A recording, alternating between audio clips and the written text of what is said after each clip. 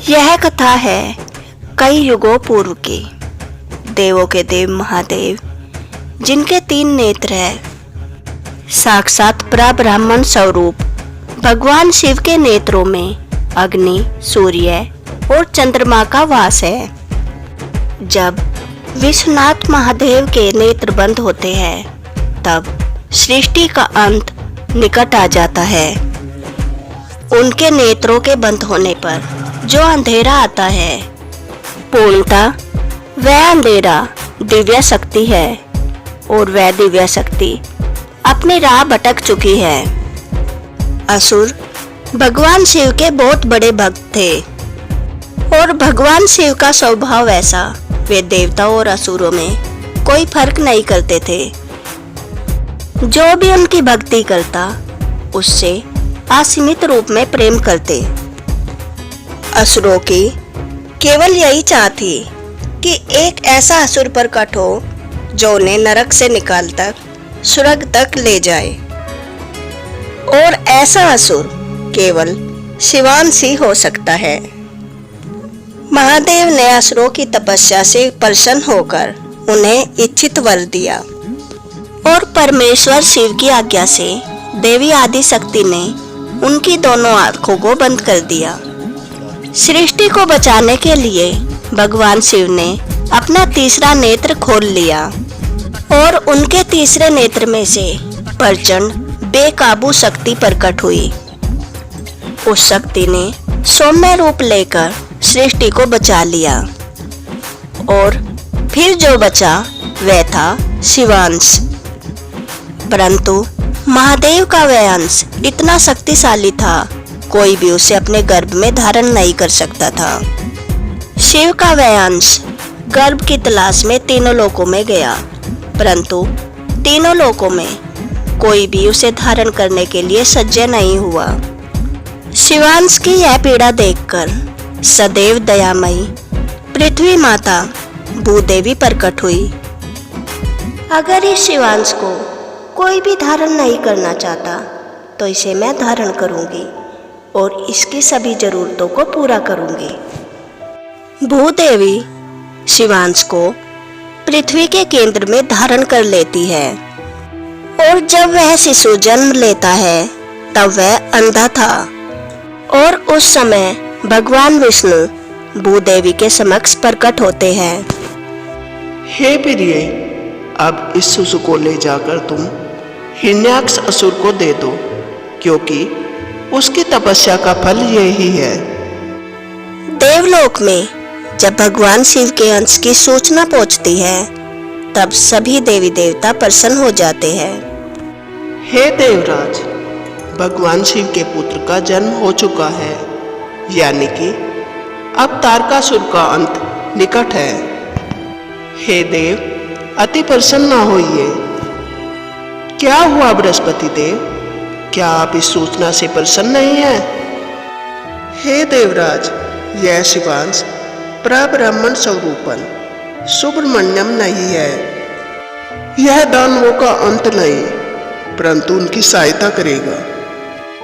यह भगवान शिव की दिव्य शक्ति है, परंतु अंधकार के अंधेपन में खो चुकी है, इसलिए ही तो इसका नाम है अंधक।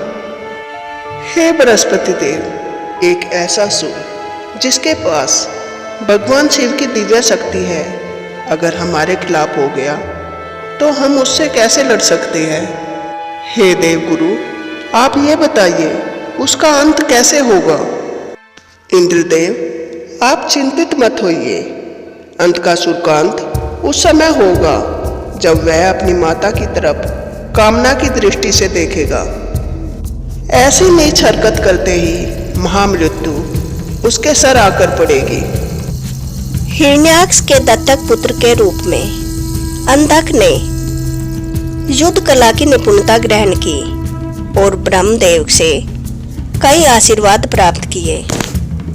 अंधक जब तक कोई महापाप नहीं करता, तब तक उसकी मृत्यु नहीं आएगी। उसे सहस्त्र भुजाएं दी गई और उसे यह वरदान दिया गया, जब भी उसका रक्त धरती पर पड़ेगा, तब कई भैरव उत्पन्न होंगे। अपनी शक्ति से अंधक ने तीनों लोकों पर अपना आधिपत्य जमा लिया। सभी देवी देवता अंधक को हराने में असमर्थ थे। एक दिन अंधक स्वर्ग के सिंहासन पर आसीन था। तब उसने राक्षसों को किसी देवी की बात करते हुए सुना। वह देवी सर्व सुंदरी है। उनकी त्वचा बिजली के समान सुनहरी है। उनके नेत्र पूर्णिमा के चंद्रमा के प्रकार के हैं। वह कोई साधारण सुंदर स्त्री नहीं है। उनकी सुंदरता देखकर कोई भी मोहित हो जाता है। ए, किसकी बात कर रहे हो तुम? मुझे भी बताओ। रुक जाओ अंधक, ये किसी साधारण स्त्री की बात नहीं कर रहे हैं। और उस स्त्री के प्रति अपने मन में बिल्कुल भी कामना मत जगाना। क्यों? कौन है वो स्त्री जो त्रिलोक स्वामी अंधक की नहीं हो सकती? वह है देवों के देव महादेव की अर्धांगिनी देवी पार्वती। हा हा हा हा हा। आपको क्या लगता है मैं महादेव से भयभीत हूँ? अंधक, अगर तुम महादेव की अर्धांगिनी के पीछे जाओगे तो महादेव अवश्य ही तुम्हारा अंत कर देंगे। अंधक, तुम ये मत भूलो कि तुम केवल शिवांश हो। तुम शिव के एक अंश हो। तुम शिव के खिलाफ नहीं जा सकते।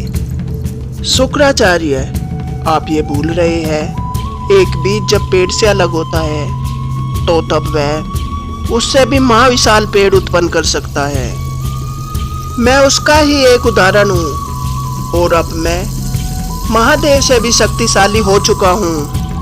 अंधक, तुम्हारे नेत्र तो अंधे हैं ही, परंतु दिव्य रूप से भी तुम्हारे अंदर कोई स्पष्टता नहीं है। तुम जगदम्बा को कामना की भावना से देख रहे हो। यह तो युगों युगों की कथा है। जगदम्बा को जब कोई पूरी दृष्टि से देखता है उसका अंत बहुत ही निकट होता है। शुक्राचार्य की बातों को अनदेखा करके अंधक कैलाश पहुंच जाता है। माता पार्वती मनसा सरोवर के निकट बैठी हुई थी। माता पार्वती की त्वचा पर गिरती हुई बर्फ के आवाज से अंधक को पता चल जाता है कि माता कहाँ थी। अंधकासुर मनसा सरोवर की तरफ भागा भागा जाता है और तभी माता पार्वती का दिव्य प्रकाश अंधक की आंखों पर पड़ता है और माता का प्रकाश उसके अंधेपन को चीरते हुए उसके अंतर्मन तक पहुंच जाता है। अंधक को माता पार्वती की छवि दिखाई देती है। अंधक को समझ नहीं आता वह क्या देख रहा था। इतना सुंदर रूप, उसका मानसिक संतुलन बिगड़ जाता है। देवी पार्वती इतनी सुंदर, इतनी ज्यादा सुंदर है। महादेव ने ऐसी देवी को कैसी स्थिति में रखा है? इनके लिए ना कोई सिंहासन, ना कोई दासी, बिचारी गिरती बर्फ में अकेली बैठी हुई है। यह शिव इन्हें पीड़ा दे रहा है और मैं इन्हें इस पीड़ा से मुक्ति दिलाऊंगा। पार्वती को मैं अपनी रानी बनाऊंगा, फिर मैं इन्हें देवलोक के सिंहासन पर बिठाकर रखूंगा। और अंधक स्वर्गलोक वापस पहुंच जाता है, परंतु अंधक की रातों की नींद उड़ जाती है। उसके सामने वही छवि आती रहती है जो उसने माता पार्वती के रूप की देखी थी। वह हर किसी को माता पार्वती के रूप के बारे में बताता रहता। उसे यह लगता था माता पार्वती के प्रति उसकी अपवित्र कामना उसे उनके ऊपर अधिकार दे रही है। अगर मैं पार्वती से इतना ज्यादा प्रेम करता हूँ तो पार्वती के ऊपर सिर्फ मेरा अधिकार होना चाहिए। अंधक अपने दूत माता पार्वती के पास भेजता है। हे देवी, त्रिलोक स्वामी अंधक आपको अपनी अर्धांगिनी बनाने की कामना करते हैं। वे आपसे असीमित प्रेम करते हैं और आपको वे महादेव से ज्यादा प्रसन्न रखेंगे। जिस दिन आपने हमारे महाराज को अपना स्वरूप दिखाया था, उसी दिन उन्होंने उसे आपकी अनुमति मान लिया था। हे दूत, आप अपने स्वामी से जाकर पूछना, सूर्य सबको ऊर्जा देता है, क्या सूर्य पर सबका अधिकार हो जाता है? यह पूरा संसार ही तो मेरा सौंदर्य है, क्या हर किसी का मेरे ऊपर अधिकार है? ऐसा नहीं है, मेरे ऊपर अधिकार केवल मेरे स्वामी परमेश्वर शिव का है। आपके राजा केवल आंखों से अंधे नहीं, परंतु अपनी आत्मा से भी अंधे हैं। मैं जगत की माता हूँ और तुम्हारे स्वामी मेरे ऊपर जो कामना रखते हैं वो प्रेम नहीं, कर्म है, और वो कर्म उनकी मृत्यु बनेगा। अंधकासुर के दूत अंधकासुर के पास जाकर माता पार्वती का संदेश उसे दे देते हैं। अंधकासुर तब भी नहीं मानता और माता पार्वती के पास दूत के बाद दूसरा दूत भेजता रहता है। हे देवी, हमारे स्वामी को आपका स्वरूप चंद्रमा की चांदनी के समान लगता है। आप आइए और उनके लिए उनकी चंद्रमा की चांदनी बन जाइए। तुम मुझे चंद्रमा की चांदनी मान रहे हो, परंतु मैं तो संपूर्ण आकाश हूँ। क्या उसका संपूर्ण आकाश पर आधिपत्य हो सकता है?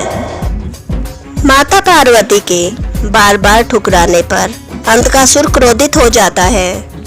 अंधकासुर एक तपलोकी असुरी गदा को लेकर और अपनी सेना के साथ वहां जाता है। माता पार्वती को कैलाश में शिवांश की उपस्थिति का आभास हो जाता है और वे महादेव के पास चली जाती है, परंतु महादेव उस समय तपस्या में लीन थे। स्वामी, आप तपस्या में लीन हैं, परंतु मेरे ऊपर संकट मंडरा रहा है। वह अंधकासुर मुझे अपने साथ ले जाने आया है। स्वामी, जागिए और मेरी रक्षा कीजिए। परंतु महादेव की लीला यही थी, अभी वह जागने वाले नहीं थे। अंधकासुर को अपनी ओर बढ़ते देखकर माता पार्वती एक योगिनी का रूप ले लेती है और घूंघट करके एक मंदिर में जाकर छुप जाती है। अंधकासुर की पूरी सेना देवी को ढूंढती है, परंतु माता पार्वती किसी को नहीं मिलती। परंतु अंधकासुर को देवी का एहसास हो जाता है और वह देवी की ओर भागने लगता है। माता अंधकासुर से बचकर एक हिरनी का रूप लेकर भागने लगती है और वन में जाकर अंतर्ध्यान हो जाती है। पार्वती, कहाँ हो तुम? मेरे समक्ष आओ पार्वती। तभी अंधकासुर को देवी पार्वती का प्रकाश फिर से दिखाई देता है और वह दौड़कर देवी पार्वती के पल्लू को पकड़ लेता है। माता पार्वती क्रोधित हो जाती है और अपना हाथ ऊपर उठाती है। तभी अंधकासुर सहस्त्र योजन दूर जाकर गिरता है और माता पार्वती आदि शक्ति रूप में आ जाती है। मूर्ख अंधक, तुम मुझे काबू में करना चाहते हो? तीनों लोगों पर तुमने अपना आधिपत्य जमा लिया, परंतु इतनी बुद्धि नहीं है कि पार्वती के ऊपर केवल महादेव का अधिकार है। तूने मृत्यु को चुना है अंधक, और तुझे मृत्यु ही मिलेगी। माता अंधक का अंत करने ही वाली थी, परंतु ब्रह्मदेव प्रकट हो जाते हैं। हे देवी, शांत हो जाइए। विधि के विधान और मेरे वरदान का पालन करते हुए अंधकासुर का वध केवल महादेव ही कर सकते हैं। अगर आज आपने इसका अंत कर दिया तो काल का चक्र तहस नहस हो जाएगा। हे देवी, महादेव की लीला के ऊपर विश्वास कीजिए और अपने सौम्य रूप में फिर से आ जाइए। माता पार्वती अपने सौम्य रूप में फिर से आ जाती है, परंतु मूर्ख अंधक और उसकी सेना फिर से उनके पीछे पड़ जाती है। हे स्वामी, ये दुष्ट अंधकासुर देवी पार्वती को कितनी पीड़ा दे रहा है और महादेव अब भी तपस्या में लीन है। स्वामी, अगर महादेव उनकी रक्षा नहीं करेंगे तो आपको करनी होगी, क्योंकि एक पति के बाद एक भ्राता ही अपनी बहन की रक्षा करता है। देवी पार्वती, आपकी भार्या है, आपको उनकी रक्षा करनी होगी। भगवान विष्णु गरुड़ पर सवार कैलाश की ओर निकल पड़ते हैं और राक्षस सेना से माता पार्वती को बचाकर गरुड़ पर बिठा लेते हैं। ए विष्णु, पार्वती को मुझे सौंप दो, पार्वती मेरी है। प्रणाम ज्येष्ठ, आपने अंधकासुर से मेरी रक्षा की, उसके लिए आपको धन्यवाद। हे पार्वती, ये तो मेरा कर्तव्य था। और भगवान विष्णु माता पार्वती को वैकुंठ लेकर चले जाते हैं, परंतु अंधकासुर पीछा करते करते वैकुंठ तक पहुंच जाता है। हे स्वामी, ये तो अति दुष्ट है, यहाँ तक आ गया। महादेव तपस्या से जागने को तैयार नहीं और हम में से इसका कोई अंत नहीं कर सकता। क्या आप देवी पार्वती इधर से उधर भागती रहेगी? नहीं देवी लक्ष्मी, भागना इस समस्या का समाधान नहीं है। अगर इस असुर को मेरी कामना है और इसे लगता है यह मुझसे प्रेम करता है, तो इसे साबित करने देते हैं। देवी, क्या आप अंधकासुर के साथ चली जाएगी? अवश्य देवी, अगर इसकी यही कामना है तो मैं इसके साथ चली जाऊंगी, परंतु इसे यह साबित करना होगा यह मुझसे महादेव से भी ज्यादा प्रेम करता है। हे अंधकासुर, मैं तेरे साथ चलने के लिए सज्ज हूँ, परंतु मुझको यह विश्वास नहीं तुम मुझे मेरे स्वामी से भी ज्यादा प्रेम करते हो। पार्वती, तुम कैसी बातें करती हो? तुम्हारे स्वामी अब भी तपस्या में लीन बैठे हैं, उन्हें फर्क नहीं पड़ता तुम इस समय मुसीबत में हो, और मैं तुम्हारे लिए मैं रातों को सोता भी नहीं। अंधक, तुम्हें मेरे जिस रूप से प्रेम हुआ है वह एक अति सुंदर रूप है, परंतु मेरे स्वामी मेरे भयंकर रूप और मेरे सामान्य रूप हर रूप से समान रूप से प्रेम करते हैं। मेरे स्वामी को मेरे रूप की बिल्कुल भी लालसा नहीं है, वे तो काम भस्मम है। ऐसा नहीं है पार्वती, तुम जितना भयंकर रूप ले सकती हो ले लो, आज मैं तुम्हें लेकर ही जाऊंगा और अपना प्रेम साबित करके ही रहूंगा। माता पार्वती मुस्कुराती है और अर्धनारीश्वर का रूप ले लेती है। देखते ही देखते माता का आधा शरीर पुरुष रूप में आ जाता है। बोलो अंधक, तुम मुझसे अब भी इतना ही प्रेम करते हो? ये क्या हो गया पार्वती तुम्हें? ये क्या हो गया? तुम आदि पुरुष बन चुकी हो, फिर से अपने नारी रूप में आ जाओ पार्वती। क्या हुआ अंधक, तुम्हें क्या ये ज्ञात नहीं मेरा अस्तित्व यही है? बोलो, तुम्हें अब भी मेरी लालसा है? नहीं, मुझे एक पुरुष की लालसा कैसे हो सकती है? तुम क्या कह रही हो? ऐसे रूप को महादेव भी चाहते हैं? अवश्य, महादेव को मेरा हर रूप अति प्रिय है।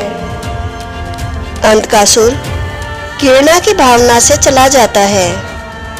सभी देवी देवता माता पार्वती के अर्धनारीश्वर रूप के सामने नतमस्तक हो जाते हैं। भगवान विष्णु को अर्धनारीश्वर के रूप में नारी के हिस्से में स्वयं का वास दिखाई देता है। अद्भुत, इससे यह साबित होता है उमा और मैं एक ही है। पार्वती का पुरुष रूप मैं हूँ और मेरा स्त्री रूप पार्वती, और मेरा महादेव का अर्ध रूप कहलाएगा हरिहर। अगर आपको माता पार्वती के अर्धनारीश्वर रूप की यह कथा पसंद आई हो और आप आगे की कथा जानना चाहते हैं जिसमें महादेव ने अंधकासुर का वध किया, तो वीडियो को लाइक करें और कमेंट बॉक्स में कमेंट करें। हर हर महादेव, जय माता पार्वती, जय शिव शक्ति।